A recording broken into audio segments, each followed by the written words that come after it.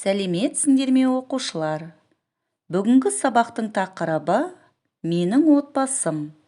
Бүгінгі сабақта отбасы туралы мәтін оқисың, кімнің ненің, кімде неде қайда сұрақтарын қолданып, сөйлеуді үйренесің.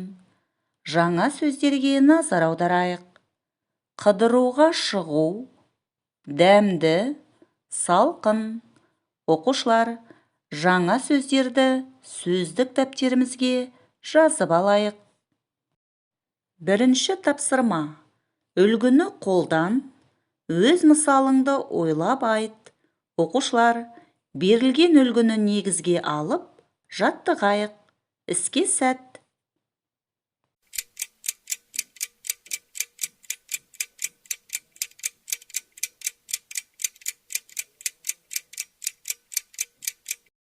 Оқушылар, үлгіні негізге алып, өз мысалдарыңды қалай айттыңдар? Бірге тексерейік. Менің анам, менің анамның көйлегі. Менің әжем, менің әжемнің шапаны. Менің әпкем, менің әпкемнің құрбысы. Менің ағам, менің ағамның мәшинесі. Біздің көлігіміз, біздің көлігіміздің тұрағы. Біздің үйіміз, біздің үйіміздің ауласы. Оқушылар, сендердің де тапсырмаларың сәтті орындалды деп сенемін. Екінші тапсырма. Мәтінді оқы, суреттен Олжастың отбасы мүшелерін тауып көрсет. Менің отбасым үлкен. Менің отбасымда 8 адам бар.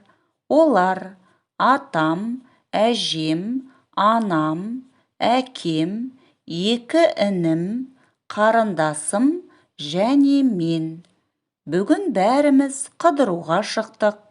Мәшинеміз көлік тұрағында қалды. Таңертең бәріміз театрға бардық. Қазір әжем мен анам сауда үйіне кетті. Сауда үйі дәмхананың қасында. Дәмхананың алдында балаларға арналған алаң бар. Алаңның іші кең. Мансұр екеуміз доп ойнап жүрміз. Қарындасым ролик теуіп жүр. Міне атам отыр. Оның қасында досы бар. Орындықтың қасында ит жатыр. Әкемнің жанында алпамыс отыр. Ол әлі кішкентай. Бізбен ойнай алмайды. Қазір бәріміз қонақ үйге барамыз. Қонақ үй де жақын жерде тұр. Әне, анау қонақ үй. Ол сауда үйінің жанында орналасқан. Қонақ үйдің іші салқын. Ал ондағы мейрамхананың тағамдары өте дәмді. Қазір сонда барып тамақ ішеміз. Біз осылай тату-тәтті өмір сүреміз. Оқушылар, оқыған мәтін бойынша суреттен Олжастың отбасы мүшелерін тауып көрсетіңдер. Іске сәт.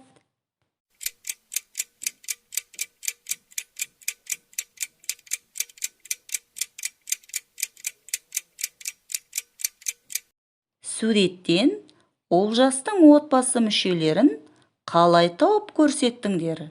Өз жауаптарыңды біз ұсынған жауап нұсқасымен салыстырып көріңдер.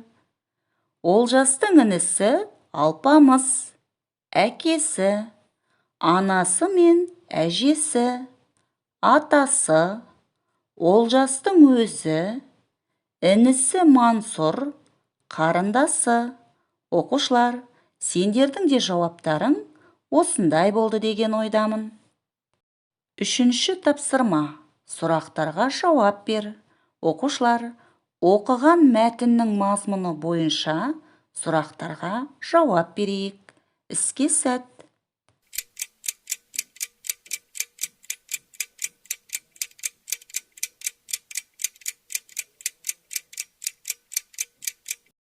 Сұрақтарға қалай жауап бердік? Бірге тексерейік. Олжастың отбасында қанша адам бар? Олжастың отбасында 8 адам бар. Бүгін таңертең Олжастың отбасы қайда барды? Бүгін таңертең Олжастың отбасы театрға барды.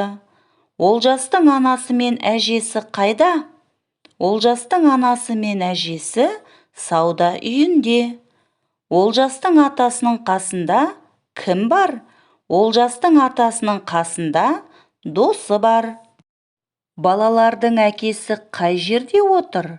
Балалардың әкесі орындықта отыр. Олжастың ең кіші інісі қайда? Олжастың ең кіші інісі әкесінің қасында. Олжастың қарындасында не бар? Олжастың қарындасында ролик бар. Олжастың отбасы қайда барып тамақ ішті? Олжастың отбасы қонақ үйдің мейрамханасынан тамақ ішті. Оқушылар, сендердің де жауаптарың осындай болды деген ойдамын. 4-ші тапсырма. А нұсқасы. Мәтінді қайталап оқы. Кестеге сүйеніп, сұрақтарға жауап бер. Кестеге назар аударайық. Қайда? Менің отбасымда. Көлік тұрағында. Оқушылар, кестеге сүйеніп, сұрақтарға жауап берейік. Іске сәт.